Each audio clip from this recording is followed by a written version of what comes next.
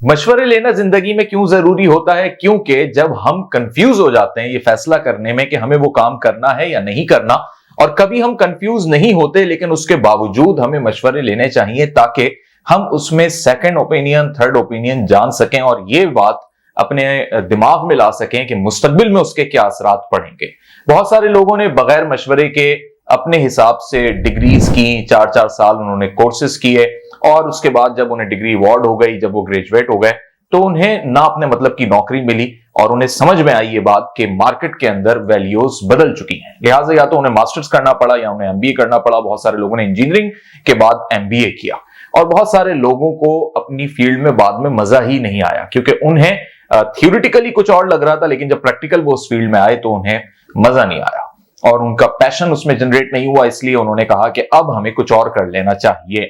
तो इसकी बुनियादी वजह यह थी कि ऐसा नहीं था कि वो कंफ्यूज थे, लेकिन यह जरूर था कि उन्होंने मशवरे नहीं लिए थे, सेकंड ओपिनियन नहीं लिया था, थर्ड ओपिनियन नहीं लिया था। और इस वजह से नहीं लिया था क्योंकि उनकी जिंदगी के अंदर मशवरों की कोई अहमियत नहीं थी। वो ये समझते थे कि हमारी डायरेक्शन हमारे दिमाग के मुताबिक चलेगी या फिर हमारे इर्द गिर्द जो एक मखसूस सर्किल के लोग हैं, जिसमें आपके अपने पेरेंट्स, घर वाले होते हैं, नेबर्स, आपके फ्रेंड सर्किल के लोग होते हैं, कजन्स होते हैं, बस इनसे जो हमारी बातचीत हो गई, यही सेकंड और थर्ड ओपिनियन है। हालांकि ये आपका एक मखसूस पर्टिकुलर सर्किल था। आपने इसके लिए, अपने करियर के लिए, अपनी कामयाबी के लिए, अपने मुस्तकबिल के लिए किसी पर्टिकुलर, किसी स्पेसिफिक, किसी स्पेशलाइज्ड बंदे से मशवरा नहीं लिया, क्योंकि यह भी बड़ा इंपॉर्टेंट होता है कि हमें मशवरा लेना किससे है। हर कोई मशवरा देने वाला नहीं होता।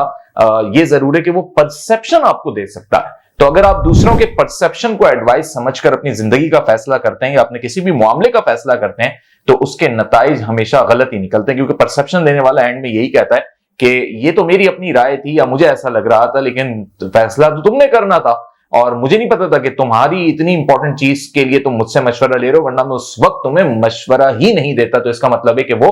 बेहतरीन एडवाइजर नहीं था, जस्ट परसेप्शन, गॉसिप्स करने वाला शख्स था। तो अब आपने अपनी जिंदगी को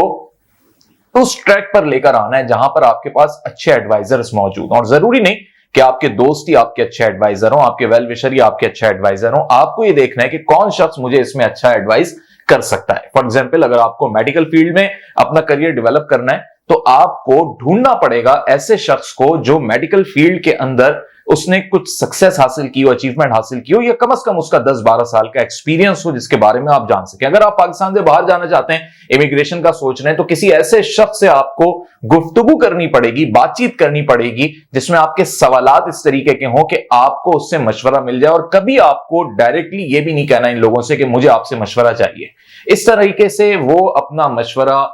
फौरन से नहीं देंगे और अगर देंगे तो बहुत कैलकुलेटेड बात आपसे करेंगे। लेकिन अगर आप उनके साथ एक ओपन डिस्कशन और डायलॉग करेंगे जिसमें आपको अपने मतलब के सवालात हल हो रहे हैं, तो इस तरह एक तो उन्हें यह भी नहीं पता चलेगा कि आप उनसे एक पूरा मशवरा गेन कर रहे हैं, क्योंकि इसमें रिस्पॉन्सिबिलिटी आ जाती है जब आप वर्ड यूज करते हैं कि मैं आपसे सजेशन लेना चाह रहा हूं या एडवाइस लेना चाह रहा हूं, मशवरा चाहता हूं आपका। कुछ लोग खुश भी होते हैं, लेकिन जो लोग खुश होते हैं उनको आपने बहुत तवज्जो इसलिए नहीं देनी क्योंकि उनका बस एक दिल ये कर रहा होता है कि जैसे उन्हें कोई रिस्पेक्ट मिल रही है और दे जस्ट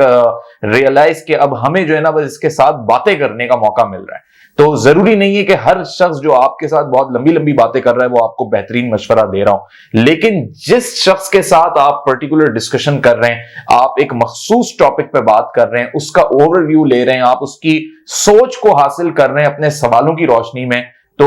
हो सकता है बहुत अगर इंटेलिजेंट बंदा हुआ तो उसको समझ आ जाएगा और वो आपसे अगले ही लम्हे पूछ लेगा कि क्या तुम भी ये चाह रहे हो, या तुम भी इमिग्रेशन चाह रहे हो, या तुम भी मेडिकल फील्ड में आना चाह रहे हो, या इंजीनियरिंग करना चाह रहे हो, या तुम अपने प्रोफेशनल पॉइंट से मुझसे क्या बातों बातों में मशवरे ले रहे हो। लेकिन अगर वो ये बात नहीं भी समझा तो एटलीस्ट आपके पास उसके नॉन कैलकुलेटेड आंसर्स आएंगे जिससे आपको आसानी होगी कि आप अपने लिए अपने मकसद की बात को सामने रख सको। और फिर आप वो सारे स्टेटमेंट्स जो आपने नोट किए होंगे अपने लिए अगर कोई चार्ट शीट बनाई होगी, वैसे अमूमन 99% लोग अपनी जिंदगी को टके की इंपॉर्टेंस नहीं देते,